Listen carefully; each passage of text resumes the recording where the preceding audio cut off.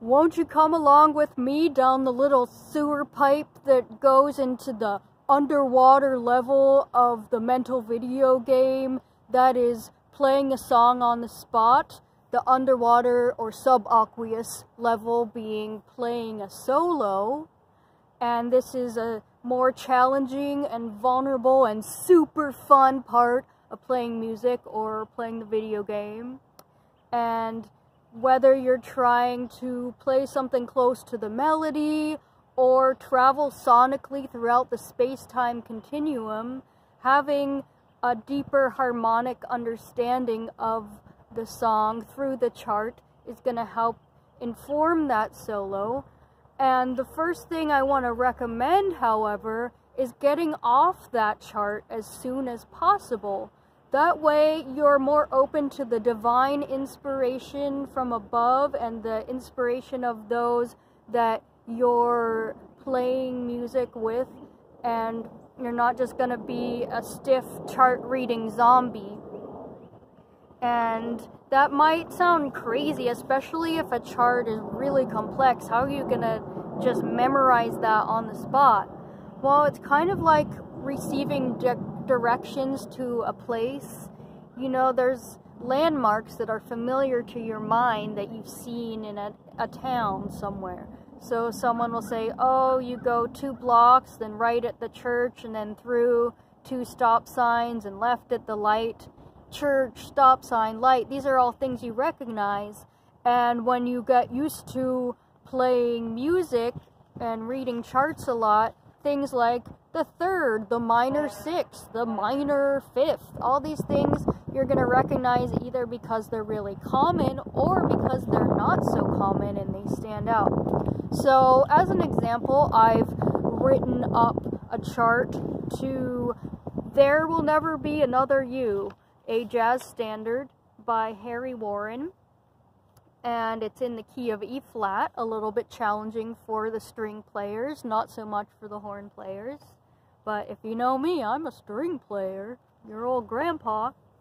And so I'll start looking at, okay, what is the basic form of this chart? Is it AABA, like a lot of jazz standards, or is it something else? This one happens to be something else. It's got 2 parts that are almost entirely the same until you get to the very end. And the way they think of that sometimes is like A, B, A, C. And I'll think, alright, so a song I know kind of like that is, say, All of Me. That's a very common jazz standard that I have memorized, so I can get the feel of where it goes through the form by thinking of that song. And that way you're less likely to get lost if you know the form of the song, because you can feel I'm on the 2nd A or I'm on this part of the song, so you know where to look at the chart if you got lost somehow. But since we're trying to get off the chart, it's good to be able to jump back on it if you need to. You don't have to totally memorize it, but I'll just literally start looking at these as numbers, and that way those will be like my church and my stop sign and my left turn.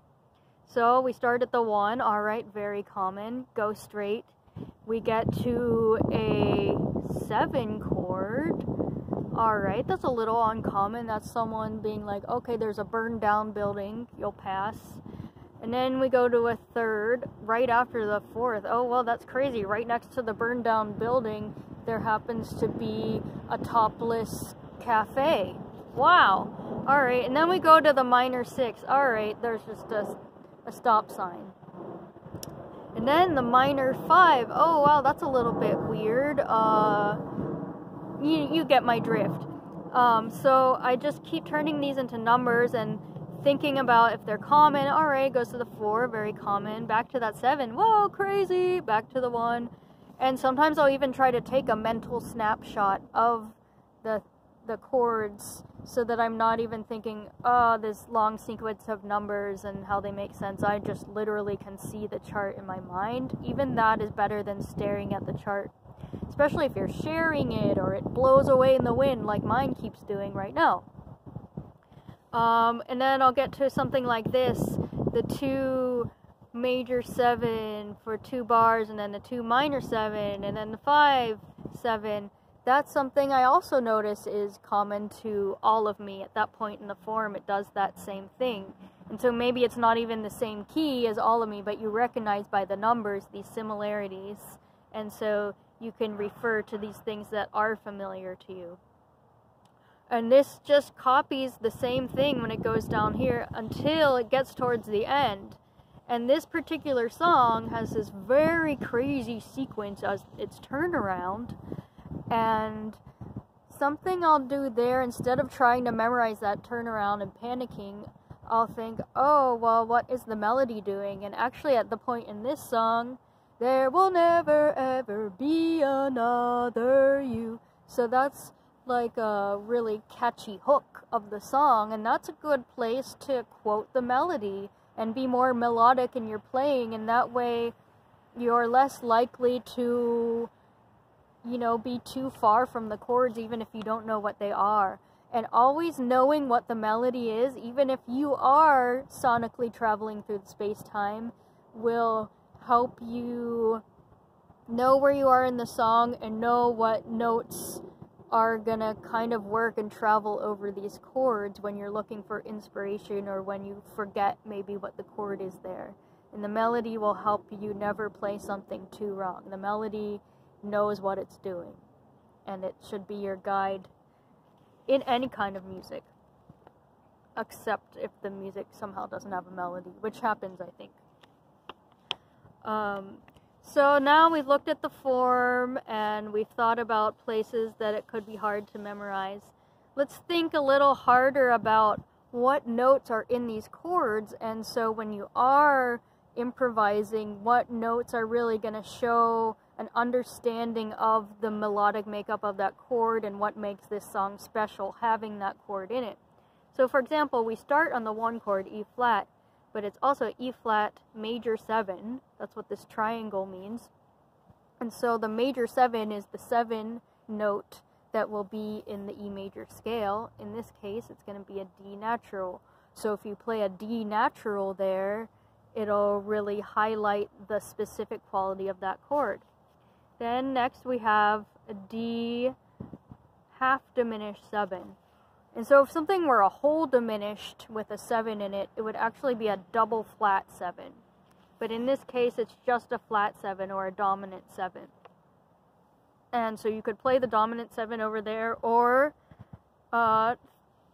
things that I think are cool to play over diminished are flat 5s and flat 3s. Just to make sure we're familiar with our basic triads, we have tonic, 3rd, and 5th. Not tonic, root, 3rd, and 5th.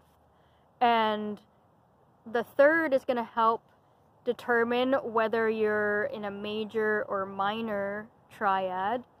And so if the 3rd is the same as the major scale, then you're in a major triad when you get to that.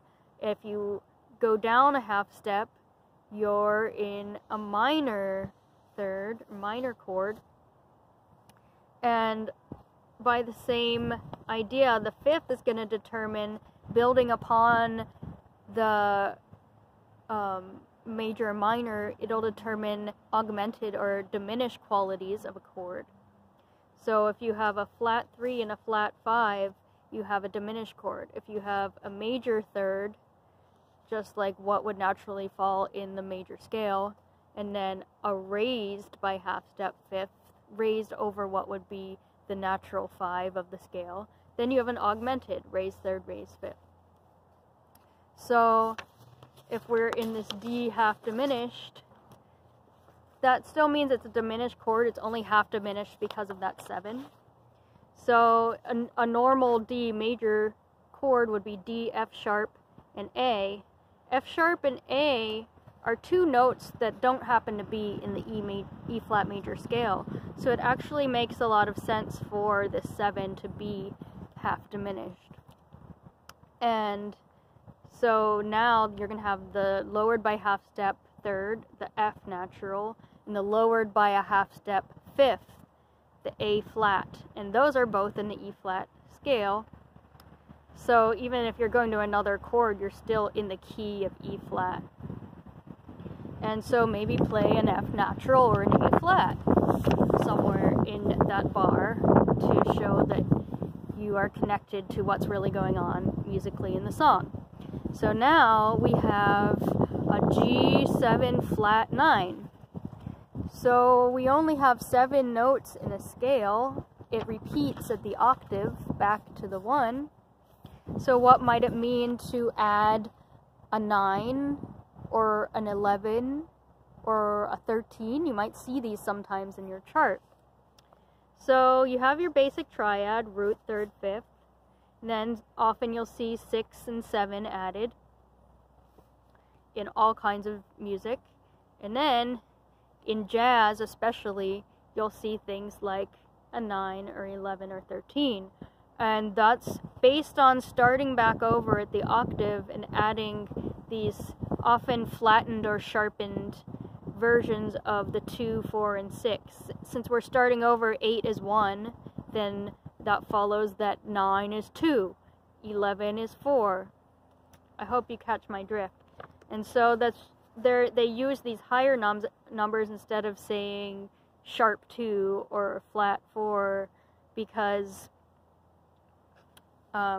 they're adding on to chords that already could have those notes in it, and they don't want to keep going back below the common parts of the triad.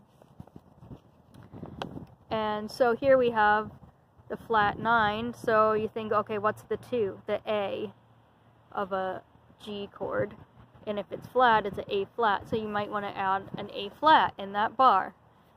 That's the moral of that story. Okay, and then we have a minor 6, not too weird. Then we have a minor 5, a little weird. And so you want to accentuate that D flat is in there, that minor third of that triad. And so what I often think about is just add whatever the star of the chord will be when you have these really complex chords. And so one of the main things I'm thinking about when I'm playing a solo in a song of any genre is, well, what is the groove of this song? And you can really get that by listening to the drums or the bass. They're really setting a lot of the groove, and other people in the rhythm section, such as the guitar player. And even the style that they're playing, it's all going to lead you to a certain feel. And so just feel that in you, and that will help. Just keep listening to them. If you're listening to them, you're going to play something that fits, or at least will start getting you there. So now you know what notes to play, and you know what groove to play. Now you think about, what genre of music am I playing? Is this a bluegrass song? Okay, if it's a bluegrass song, you know, try to play the melody. That's a very traditional thing to do in bluegrass, and add the little licks and ornaments that are common to bluegrass. If you're in a western swing song, you can kind of mix country with jazz a little bit and play a lot of melody and, you know, double stops and shuffles, but also some jazzy things. So there's so many different types of jazz too. So if you're in some kind of Django jazz jam, they really like arpeggios in that style. So play arpeggios when you can to try to fit that music. Or in trad jazz, you know, try to quote the melody a lot. My chart just blew away. Do I need it? Not really. And if you're in bebop, add a lot of little triplets on off beats. You know, listen to these different styles and become familiar with these different styles, and you'll have some ideas for what to do to fit in with that kind of music. It's all about listening to what other people are doing while you play, and also on your own time getting more of an idea of what these different styles tend to do. Another thing that'll come up a lot in chart reading is chord substitutions, And that can be as simple as something that will differ through different genres of jazz. Like the Django chord chart for Sunny Side of the Street will have a few different chords that aren't wrong, they're just different than how the trad jazz in New Orleans would play it, or the bebop players. And people love to argue about you know, different chord substitutions and what is wrong or right on a chart, and I like arguing too. But just because something's different from what you might think it does doesn't mean it's wrong. And so just get an idea of what the chart is and how the band is doing it that day. So yeah, just listen a lot, get the feel of it, play the stars of the key, play little things you notice about the specific genre of the music, and get off that chart and just let the divine inspire you, and you should be able to beat that underwater level with great pride and success. Thank you.